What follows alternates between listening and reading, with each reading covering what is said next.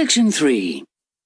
You will hear a discussion between a business student called Marco and his personal tutor about the courses that Marco should take. First, you have some time to look at questions 21 to 23 on page 5.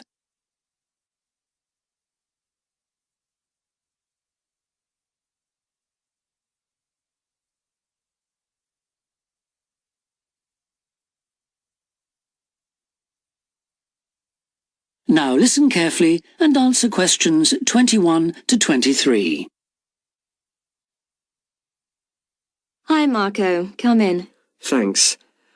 I've got a bit stuck trying to select courses for next semester. Could you help me, please? Of course. Sit down. First of all, most people just go for the areas of business that they're interested in, but even if something doesn't look very stimulating, it's important that you can use it once you get a job. It's not much good choosing areas that aren't going to be helpful later on. Right. I want to go into management, so I'll need to think about that.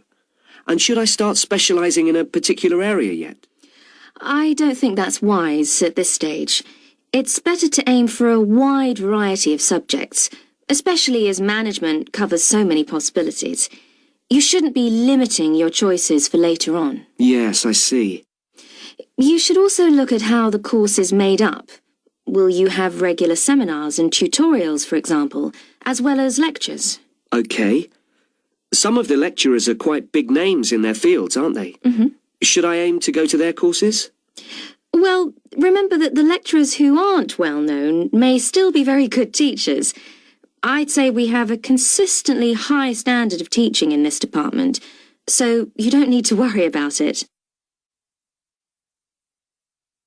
Before you hear the rest of the discussion, you have some time to look at questions 24 to 30 on pages 5 and 6.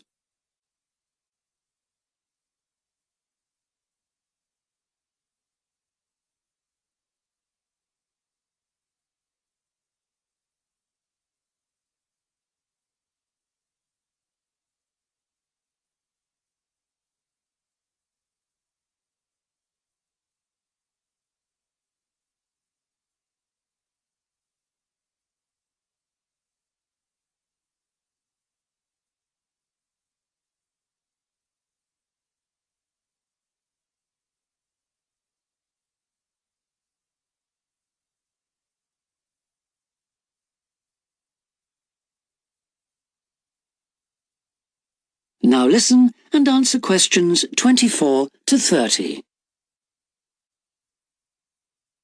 Good. Well, that's a great help.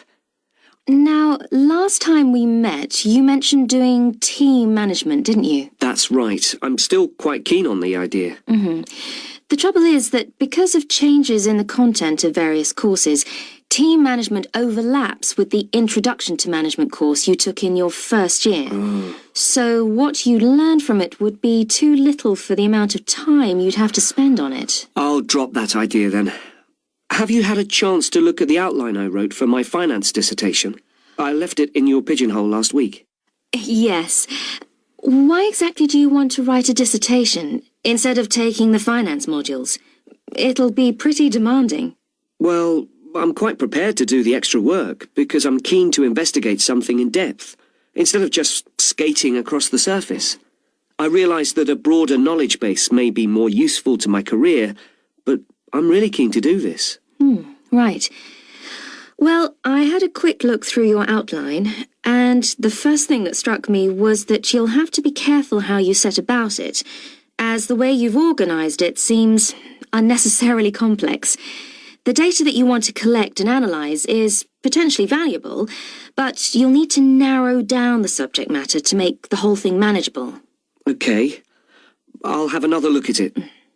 I was talking to Professor Briggs about it yesterday, and I got some more ideas then.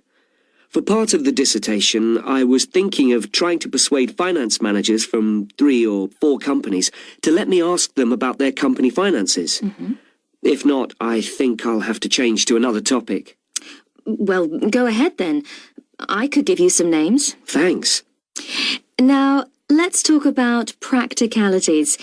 Your dissertation must be finalised by the end of May, so you should aim to finish the first draft by the end of March.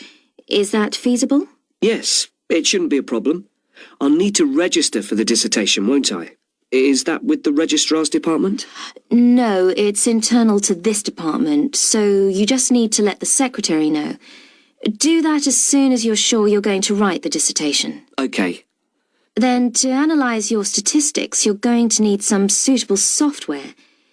If I were you, I'd drop into the computer office and ask them for a copy. Right. So, if I revise my outline, can I... That is the end of section 3. You now have half a minute to check your answers.